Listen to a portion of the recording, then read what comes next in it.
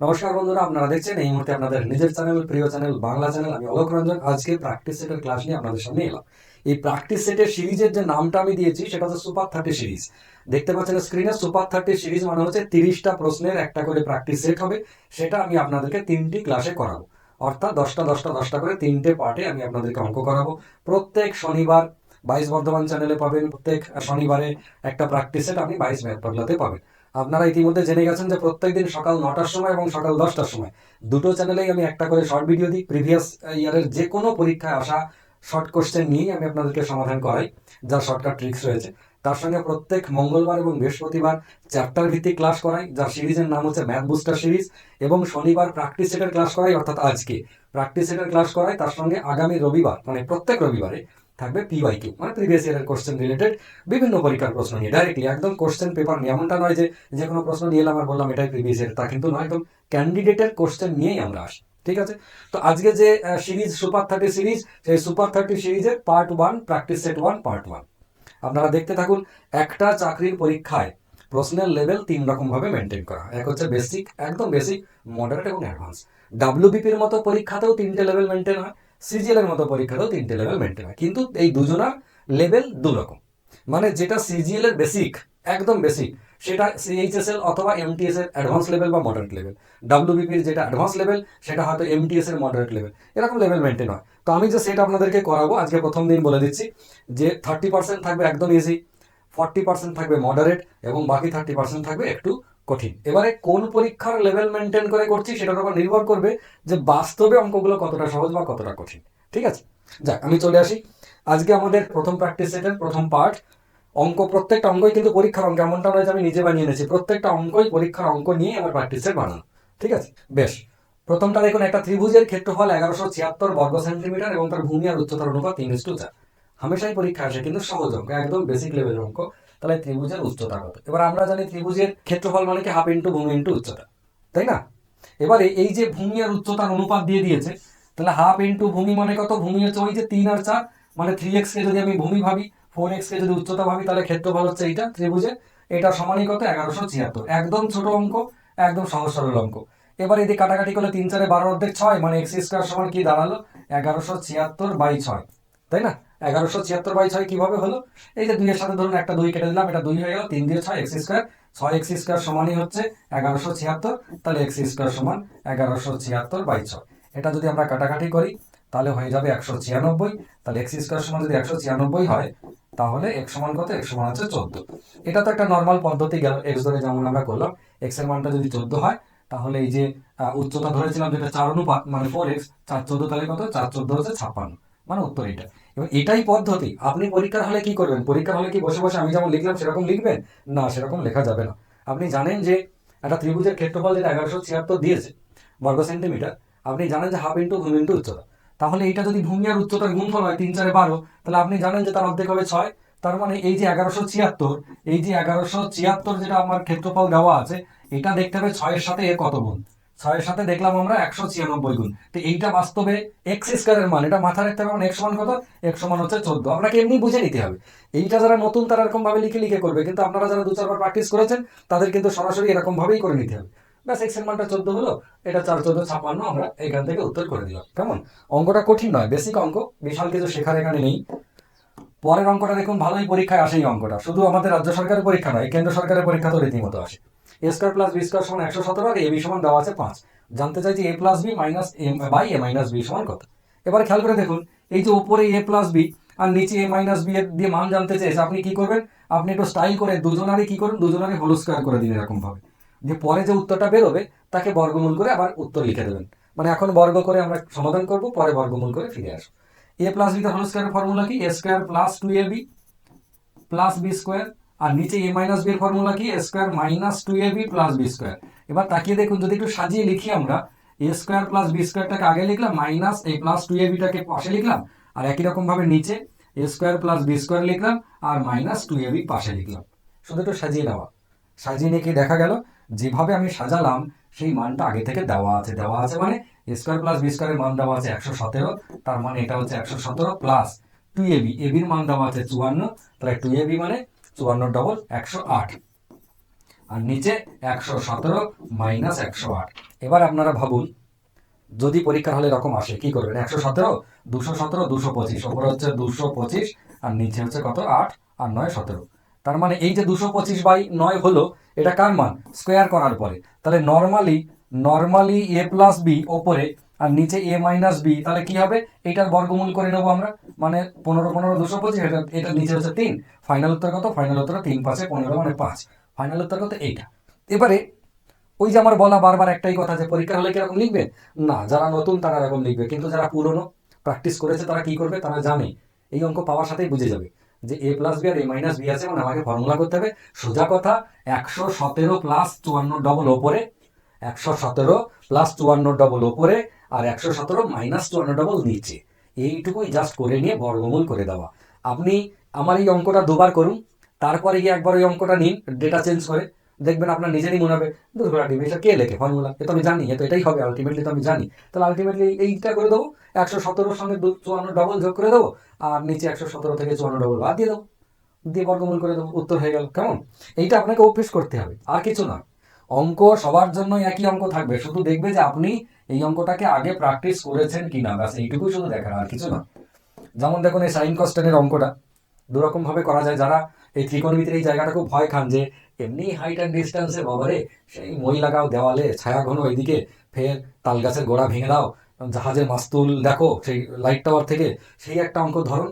আর এই সাইন কস টেনের ফর্মুলা দিয়ে সাইন স্কোয়ার কস স্কোয়ার দিয়ে এর একটা ধরুন। তো এইটা বেশি কঠিন, অনেকে এই অঙ্কগুলোকে ছেড়ে দেয়, কিন্তু আমার যুক্তি হচ্ছে যেটা ছাড়ার মতো হবে না আপনার দ্বারা সেটা ছেড়ে দিন, কিন্তু যেটা সহজ সরল, আমি আপনাদেরকে একটা পদ্ধতি আজকে দেখাবো, খুবই সহজ সরল, সেইটাতে আশা করি মোটামুটি মডারেট লেভেলের অঙ্ক আপনি উদ্ধার করে ফেলতে পারবেন।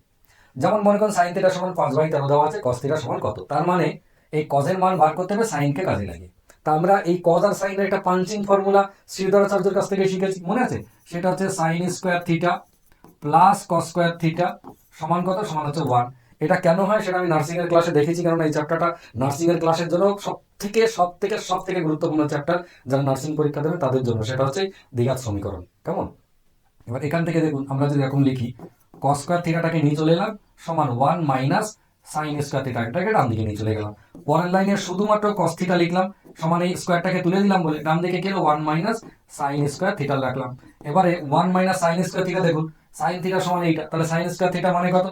5/13, ব্যাস এইটা করে দিলাম। সাইনের মান যেটা দেওয়া ছিল আর কি, তার স্কোয়ার করে দিলাম। তার মানে কত হলো? তার মানে 1 মাইনাস 5 5 25 আর 13 13 169 এই বর্গমূলের মধ্যে, ব্যাস। তার মানে ওপরে থাকলো 169 মাইনাস 25 মানে 144 আর নিচে হচ্ছে 13 বর্গমূলের মধ্যে, 13 13 169। তো তার মানে উপরে হচ্ছে 12, নিচে হচ্ছে 13।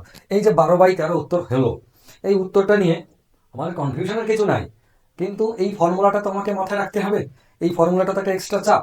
আপনি যদি মনে করেন যে না আমি ফর্মুলা মাথায় রাখবো না, আমি একবারে এখান থেকে করবো, তাহলে কিরকম করবো? দেখুন আপনি জানেন সাইন মানে কি? সাইন মানে হচ্ছে লম্ব বাই অতিভুজ, তাহলে এই বাবা জীবন হচ্ছে লম্ব 5, আর এটা হচ্ছে অতিভুজ, এটা অতিভুজ, এটা দেওয়া আছে। 5 হচ্ছে লম্ব আর 13 হচ্ছে অতিভুজ, বেশ। এবার আপনাকে কস জানতে চেয়েছি, কস মানে কি? কস মানে হচ্ছে ভূমি বাই অতিভুজ, তাই না? এবার ভূমি বাই অতিভুজ, অতিভুজ তো 13 হয়ে বসে আছে, এই যে লিখে দিলাম 13, যেটা আমার এখানে ছিল 13, অতিভুজ 13 আমি লিখে দিলাম 13। এবার আমার দরকার হচ্ছে ভূমি কি করে বার করবো? আর ভূমি আপনি জানেন, লম্ব আর অতিভুজ যদি দেওয়া থাকে তাহলে ভূমির মান কি করে বেরোয় মনে পড়ছে? লম্ব আর অতিভুজ যদি আপনার দেওয়া থাকে তাহলে ভূমির মান কি করে বেরোয়? ভূমি সমান হচ্ছে √, অতিভুজ স্কোয়ার মাইনাস কোথায় গেল? লম্ব স্কোয়ার, মানে 5 স্কোয়ার। তাহলে 169 মাইনাস 25 রুটের মধ্যে, তার মানে রুটের মধ্যে 144, তার মানে কত? 12। এই 12টা আপনি বসিয়ে দিন, উত্তর শেষ। কেমন? জেনারেলি এই ধরনের অঙ্কতে যেটা দেওয়া থাকবে আর এক্সট্রা একটা বার করতে হয় ভূমি কিংবা লম্ব কিংবা অতিভুজ, একটা বার করে নিতে, ব্যাস একটা জিনিস বার করে নিলে কাজ মিটে গেল। এবার আপনি বলুন যে এই আমরা ছোটবেলায় তো মাধ্যমিকে করেছি, সাইন মানে লম্ব বাই অতিভুজ, কজ মানে ভূমি বাই অতিভুজ, ট্যান মানে হচ্ছে লম্ব বাই ভূমি, এরকম করে এটা তো খুব সহজ আমাদের সেই তখন থেকে মুখস্থ হয়ে আছে। এইটার আর এক্সট্রা প্রেশার আমরা যদি না নিই, তাহলে এখান থেকে কিন্তু আমরা অঙ্কগুলো করে ফেলতে পারি। আজকের প্র্যাকটিসের স্টাইলে আরো একটা অঙ্ক আছে, আপনারা তাহলেই দেখে বুঝতে পারবেন যে হ্যাঁ সত্যি এই পদ্ধতিটা খুব একটা খারাপ নয়, এটা বেশ ভালোই পদ্ধতি, ফর্মুলা মুখস্থ না করেও করে দেওয়া যায়। ঠিক আছে, নেক্সট দেখুন, মোস্ট ইম্পর্টেন্ট অঙ্ক, খুব সহজ অঙ্ক কিন্তু প্রচন্ড পরিমাণে পরীক্ষায় আসে এই অঙ্কটা। সেটা হচ্ছে রাজীব সাইকেলে চেপে ঘন্টায় 5 কিমি বেগে গন্তব্যস্থলে পৌঁছাতে 10 মিনিট দেরি হয় এবং ঘন্টায় 6 কিমি গতিতে গেলে গন্তব্যস্থলে 20 মিনিট আগে পৌঁছে যায়। তার মানে একটু স্লো যদি যায় 5 কিমি বেগে, তাহলে 10 মিনিট লেট হয়। আবার যদি স্পিডে যায় 6 কিমি বেগে যায় তাহলে 20 মিনিট আগে পৌঁছে যায়। জানতে চাইছে তার গন্তব্যস্থলের দূরত্ব কত। এই ধরনের অঙ্ক আমি আজকে আপনাদেরকে যেটা দেখাবো আমার মনে হয় আজীবন আপনার মনে থাকবে। এই প্যাটার্নের 6টা-7টা প্যাটার্ন হয়। একটা হচ্ছে একটা নির্দিষ্ট গতিতে গেলে আর লেটে পৌঁছায় 10 মিনিট, আবার একটা গতিতে গেলে 5 মিনিট লেটে পৌঁছায়, দুটোই লেট। আবার এমন হয় দুটোই আগে পৌঁছে যায়। আবার এমনও হয় একটা লেট একটা আগে পৌঁছানো। আবার এমনও হয় একটা লেট একটা রাইট টাইম।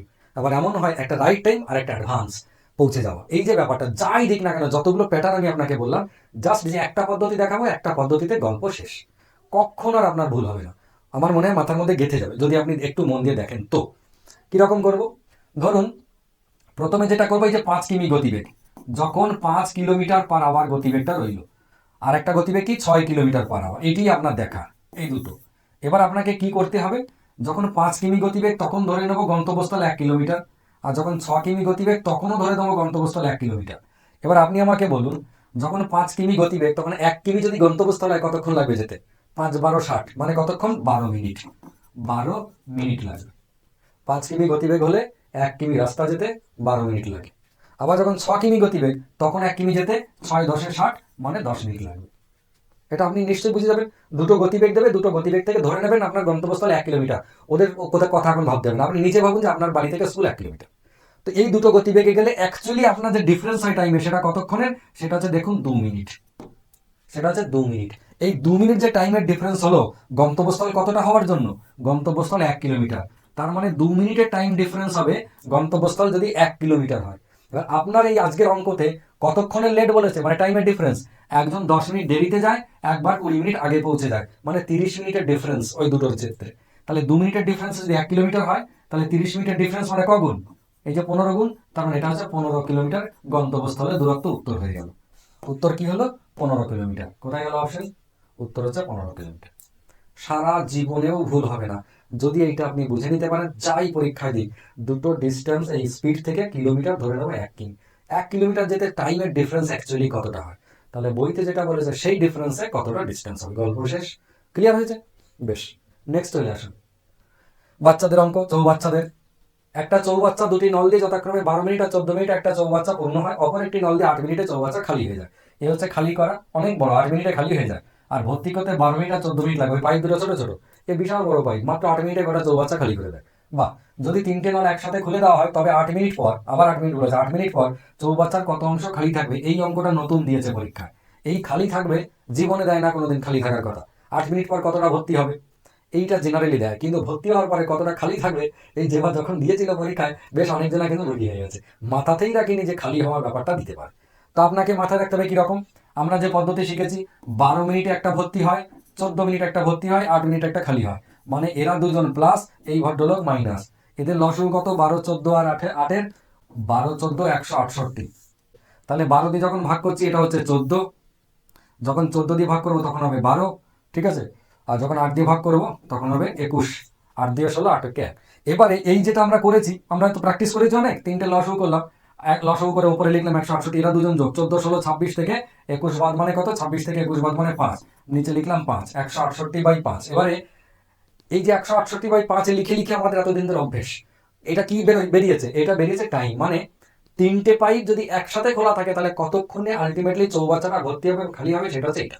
কতক্ষণে হবে, টাইম যদি জানতে চায় তাহলে লসাগু যাবে ওপরে। কিন্তু আমাদের আজকের অঙ্কতে জানতে চেয়েছে কত অংশ, তার মানে 168 দেবো আমরা নিচে, 168 দেবো নিচে, আর ওপরে যেমন 5 বেরোলো তেমন বেরোবে, শুধু জাস্ট লসাগুটাকে ওপর নিচে। এইটা যেটা দাঁড়ালো সেটা হচ্ছে 1 মিনিটে 3টে পাইপ খোলা থাকলে চৌবাচ্চাটা কতটা ভর্তি হয়, 168 ভাগে 5 হয়। এবার আমাদের আজকের প্রশ্নতে বলেছিল যে 8 মিনিট যদি ভর্তি রাখি, মানে 8 মিনিট যদি 3টেই চালাই, তাহলে কতটা খালি থাকবে। আমরা আগে দেখে নেবো ভর্তি থাকবে কতটা। 8 2 1, মানে 5 এর 21। 5 এর 21 অংশ এটা কি? এটা হচ্ছে ভর্তি, এইটা ভর্তি হবে। 8 মিনিটে 5 এর 21 অংশ ভর্তি হবে, মানে 21 ভাগের 5 ভাগ। কিন্তু আমাদের প্রশ্ন দেওয়া ছিল কোনটা? প্রশ্নে দেওয়া ছিল খালি। তাহলে খালি কতটা হবে? এই যে 5 এর 21 যদি ভর্তি হয়ে যায় তাহলে 5 আর 21 হচ্ছে 16, 16/21 অংশ। 16/21 অংশ আলটিমেটলি খালি থাকবে। কোথায় গেল?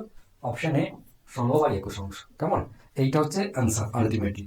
একটু খেয়াল রাখবেন, 5 এর 21 উত্তর থাকবে, 5 এর 21 উত্তর থাকবে আপনাকে মুরগি করার জন্য, কিন্তু ওটার দিকে তাকালে চলবে না, ঠিক আছে। নেক্সট, একটা ট্রেন 92 কিলোমিটার গতিবেগে একটা সিগন্যাল পোস্ট অতিক্রম করে 9 সেকেন্ডে। ট্রেনটার দৈর্ঘ্য কত। একদম সাদাসিধে অঙ্ক। এরকম আপনাদের মনে হতে পারে যে এত সহজ সহজ অঙ্ক দিয়েছে, দুটো একটা ঠিকঠাক মনে হচ্ছে যে হ্যাঁ একটু স্ট্যান্ডার্ড, দুটো একটা মনে হচ্ছে একেবারে জলের মতো সহজ। এটাই তো নিয়ম, যে কোনো চাকরির পরীক্ষা 30% জলের মতো, 40% মডারেট এবং বাকি 30% যথেষ্ট অ্যাডভান্স, সেই পরীক্ষা লেভেল অনুযায়ী। তো মিলেমিশে সব অঙ্ক তো রাখতে হবে। তাহলে এই সহজ অঙ্কগুলো কেন দেয়? আপনাকে সময় বাঁচানোর জন্য, যে সহজগুলো তাড়াতাড়ি করুন, দিয়ে যে সময়টা বাঁচবে সেটা কঠিন অঙ্কতে দিন, দিয়ে নিজের স্কোরটাকে হাই করুন। কেমন? এই যে 92 কিলোমিটার পার আওয়ার গতিবেগে যাচ্ছে 9 সেকেন্ডে, কাকে পেরিয়েছে? 9 সেকেন্ডে পেরিয়েছে একটা সিগন্যাল পোস্ট। তো সিগন্যাল পোস্টকে পেরোনো মানে নিজের দৈর্ঘ্য পেরোনো, আমরা শিখেছি। তার মানে বাস্তবে 9 সেকেন্ডে ট্রেনটা যতটা যাবে সেটাই হবে ট্রেনের নিজের দৈর্ঘ্য। 92 কিলোমিটার পার আওয়ার যদি স্পিড হয়, একে মিটার পার সেকেন্ডে যদি করে নিই, তাহলে 5-18 দিয়ে আমরা গুণ করলাম, মিটার পার সেকেন্ড হয়ে গেল, মানে 1 সেকেন্ডে এত মিটার যায়। 9 সেকেন্ডে কতটা যাবে? ইন্টু 9, ব্যাস কাজ মিটে গেল। তাহলে 9 2 18, এইটা হচ্ছে কত? 45, আর একে 46। তাহলে 5 4 20, 200, আর 5 6 30, 230 মিটার। এটা হচ্ছে ট্রেনের নিজের দৈর্ঘ্য, 230 মিটার। কেমন? একদম কঠিন নয়, খুবই সহজ। সহজ প্রশ্ন, কঠিন প্রশ্ন মিলেমিশে থাকবে। যদি আপনারা রেগুলার আমার এই প্র্যাকটিস সেটের ক্লাসগুলো করতে পারেন, তাহলে আমি কথা দিচ্ছি আগামীতে যে বেসিক টু মডারেট লেভেলের যত পরীক্ষা আছে রাজ্য সরকার কেন্দ্র সরকারের, সমস্ত পরীক্ষাতে আপনি হুবহু প্রশ্ন কমন পেয়ে যেতে পারেন। বেশ, দেখুন, শতকরা কত হার সুদে 360 টাকা 9 বছরে 522 টাকা হবে? 9 বছরে 522 টাকা হবে। 360 টাকাটা 522 টাকা হয়ে গেছে। কেমন? 360 টাকাটা যদি 522 টাকা হয়, তাহলে সুদ বেড়েছে কত? এদিকে 40 টাকা, ওদিকে 22 62, 162 টাকা। 162 টাকা যেটা, সেটা হচ্ছে সুদ, তাই না? 162 টাকা সুদ হয়েছে 360 টাকা ক বছরে? 9 বছর। এবার আমাদের কাছে যে ডেটা রইলো সেটা হচ্ছে 360 টাকা, এটা কে? এটা প্রিন্সিপাল। ক বছর? 9 বছরে। সুদ কত হয়েছে? সুদ হয়েছে 162 টাকা। খুব ভালো কথা। আমাদের জানতে কি চেয়েছে? জানতে চেয়েছে শতকরা কত হবে। দেখুন, একটা বিষয় হচ্ছে যে পার্সেন্টেজ জানতে চেয়েছে, মানে রেট অফ ইন্টারেস্ট। রেট সমান কত? রেট সমান SI ইন্টু 100/PT। আমরা চাইলে রেট অফ ইন্টারেস্ট এই ফর্মুলা থেকে করতেই পারি, না করার কিছু নেই। কিন্তু কিছু কিছু সময় এরকম আসবে, ফর্মুলা ইউজ না করে যদি কনসেপ্টে করেন অনেক কম সময় হয়ে যাবে। কিছু কিছু জায়গায় এমন আসবে কনসেপ্টে না করে ফর্মুলা ইউজ করলে কম সময় হবে। আপনাকে দেখতে হবে যে কোনটা অ্যাপ্লাই করলে কম সময় হতে পারে। এই জন্য দুটো দিকই আপনার মাথায় রাখতে হবে। অভ্যেস করতে করতে আপনার এটা মাথায় চলে আসবে বা সেন্সের মধ্যে এসে যাবে যে অ্যাকচুয়ালি পরীক্ষা হলে কোন অঙ্কটা কি অ্যাপ্লাই করবো। আমরা কনসেপ্টে করে দেখি। এই যে পার্সেন্টেজ জানতে চাওয়া মানে মাথায় রাখতে হবে 100 টাকার 1 বছরে যেটা হবে সুদ, সেটাই পার্সেন্টেজ। 100 টাকার 1 বছরে। 360 টাকা 9 বছরে এটা হয়েছে। তো 9 বছর না করে যদি আমরা 1 বছরে করতাম, তাহলে এর 9 ভাগের 1 ভাগ কত না? 4 9 36, 9, আর দিকে হচ্ছে 8 8 8 9 72, 18। তাহলে 1 বছরে যেটা দাঁড়ালো 18 টাকা। কত টাকা? 360 টাকা 18 টাকা। তা 360 টাকার 18 টাকা, এটা তো পার্সেন্টেজ নয়। 360 টাকার 1 বছর 18 টাকা, পার্সেন্টেজ নয়। 100 টাকার 1 বছরে কত? তো 360-এর আমি যদি করি যে 100 টাকা, তাহলে কত হবে 1 বছর? এইটা। তাহলে কিন্তু উত্তর 360-এর সঙ্গে 100 যা সম্পর্ক, 18-এর সাথে উত্তরে তাই সম্পর্ক হবে। বা 360-এর সঙ্গে 18 যা সম্পর্ক, 100-এর সাথে এটার তাই সম্পর্ক হবে। এবার সেটা তো রইলই। আপনি দেখুন ভালো করে তাকিয়ে, যে এইখানে একটুখানি ভালো করে তাকালে আপনি বুঝতে পারছেন। কি বুঝতে পারছেন বলুন তো? আপনি একটুখানি ভালো করে তাকান। 360-এর 360-এর যদি 10% হতো, তাহলে 36 টাকা হতো না? 360-এর যদি 10% হতো, তাহলে কি 36 টাকা হতো না? হয়েছে কত? 18 টাকা। তার মানে পার্সেন্টেজ কত? 5%। এটা আর বলতে লাগে না, এমনি আমরা বুঝতে পারি যে উত্তর কত। উত্তর হচ্ছে 5%। এবার যদি বলেন কি আদৌ এই কনসেপ্টটা কি কম সময় লাগলো, আপনি ভেবে দেখুন। আমি যখন পরীক্ষা হলে পাবো 360 টাকা 522 টাকা হয়ে যাবে, মানে এদিকে 40 টাকা, ওদিকে 122, তার মানে 162 টাকা। 9 বছরে। তাহলে 1 বছরে কত? 162/9। সুন্দর, 9 কে 9 আপনার 18 টাকা হয়ে গেল। 360 টাকা 18 টাকা। মনে মনে ভাবছি 10% হলে 36 টাকা হতো, 18 টাকা হয়ে যাবে 5%। তো এই যে কনসেপ্ট যদি আপনি একটু স্পিডে গ্রো করতে পারেন নিজে, তাহলে কনসেপ্টটাই কম সময় লাগে ফর্মুলার থেকেও, ম্যাক্সিমাম টাইমে। তবে কোনো কোনো ক্ষেত্রে ওটাও লাগে, না লাগার কিছু নাই, ঠিক আছে? আর যারা এই ফর্মুলা ইউজ করবেন তারা করতে পারেন, সেক্ষেত্রে 5%ই হবে। নেক্সট দেখুন, ওই যেটা সুদের অঙ্ক আমরা করালাম, এইটাও কিন্তু সেই সুদেরই অঙ্ক, কিন্তু এবার একটু স্টাইল আছে। স্টাইল আছে মানে এটা সব ভগ্নাংশে দিয়েছে। কোন পরিমাণ অর্থ থেকে 3.5 বছরে 2.5% সুদের হারে 154 টাকা সুদ পাওয়া যায়, মানে কি জানতে চেয়েছে? প্রিন্সিপাল। তাহলে আপনি বলতে পারেন প্রিন্সিপাল সমান SI ইন্টু 100/কে RRT নিচে। তাহলে এখান থেকে আপনি পেতে পারেন যে কোন পরিমাণ অর্থ থেকে 3.5 বছরে 2.5% সুদের হারে 154 টাকা সুদ পাওয়া যায়, মানে 154 টাকা হচ্ছে SI। 154 টাকা ইন্টু 100 উপরে, আর রেট নিচে কত? এটা হচ্ছে আড়াই মানে হচ্ছে 5/2, 5/2 ইন্টু এটা হচ্ছে 7/2। এটা থেকেও আপনি প্রিন্সিপাল বার করে নিতে পারেন, আপনাকে কেউ বারণ করবে না, ঠিক আছে। অথবা আপনি আন্দাজ করতে পারেন যে এই যে 3.5 বছর মনে করুন, 3.5 বছর আমি এখানে একটু লিখে নিচ্ছি, 2.5%, 2.5%-এ 154 টাকা কি হয়েছে, এটা সুদ হয়েছে। এবারে জানতে চাইছে প্রিন্সিপাল কত, 2.5% হারে 154 টাকা সুদ হয়েছে, এটা আমরা ওখান থেকে একটা আইডিয়া নিতে পারি। অথবা ভাবতে পারি যে 3.5 বছরে যদি 154 টাকা সুদ হয়, তাহলে 1 বছরে কত, এটাকে কেটে যদি আমরা 1 বছর করি, কেমন, এইটাকে কেটে যদি আমরা 1 বছরে করি, তাহলে কি করবো, 154-কে 3.5 দিয়ে ভাগ করে দেবো। এবার 154-কে 3.5 দিয়ে ভাগ করা মানে এটা তো 7/2, তো 7/2 মানে আপনি চাইলেই ইন্টু 2/7 করতে পারেন। 7 দিয়ে যদি কাটেন 7×2 14, 7×2 14, 22 দিয়ে 44 টাকা। এই যেটা আপনি পেলেন, আর 3.5, 154-কে 3.5 দিয়ে ভাগ করলে 44 হবে, আন্দাজে করা যায়। যদি আন্দাজ নিতাম তো না হয়, তাহলে কাটাকাটিটা অন্য কোনো সমস্যা নয়, আন্দাজের মতোই কম সময় লাগবে, 44 টাকা হয়ে গেল। তাহলে 1 বছরে 44 টাকা হয়েছে, 1 বছরে, তাই না? এবার আমাদের কি জানতে হবে, যে এই যে 2.5% কথাটা যেটা দেওয়া আছে, 2.5% মানে 2.5% কথাটার মানে হচ্ছে 100 টাকায় 2.5 টাকা হয়, 100 টাকায় শুধু 2.5 টাকা হয়, আমাদের হয়েছে কত, 44 টাকা। তাহলে এই বাবা জীবনটা কত, এই বাবা জীবনটা কত, এটা যদি আমরা আন্দাজ করতে পারি তাহলে খুব ভালো কথা। এবার আন্দাজ মানে কিরকম, 2.5-এর সঙ্গে 44-এর যা সম্পর্ক, 100-র সাথে উত্তরের তাই সম্পর্ক হবে। অথবা 2.5-এর সাথে 100-র যা সম্পর্ক, 44-এর সাথে উত্তরের তাই সম্পর্ক হবে। আমার কোনটা সহজ লাগছে, এইটা সহজ লাগছে। 2.5-এর সাথে 100-র কি সম্পর্ক, 40 গুণ, 40 গুণ, 40 ইন্টু 2.5 মানে 100 না, 40 গুণ। তাহলে এরও 40 গুণ হবে এই বাবা জীবন। 40 গুণ মানে কি, 4×4 = 160, 4×4 = 176, 176-এর পর একটা শূন্য, 1760 টাকা। উত্তর কত, উত্তর 1760 টাকা। এবারে আপনার মনে হতে পারে যে কনসেপ্টটা কি তাড়াতাড়ি হলো, এটা যেন কেমন জটিল মনে হলো।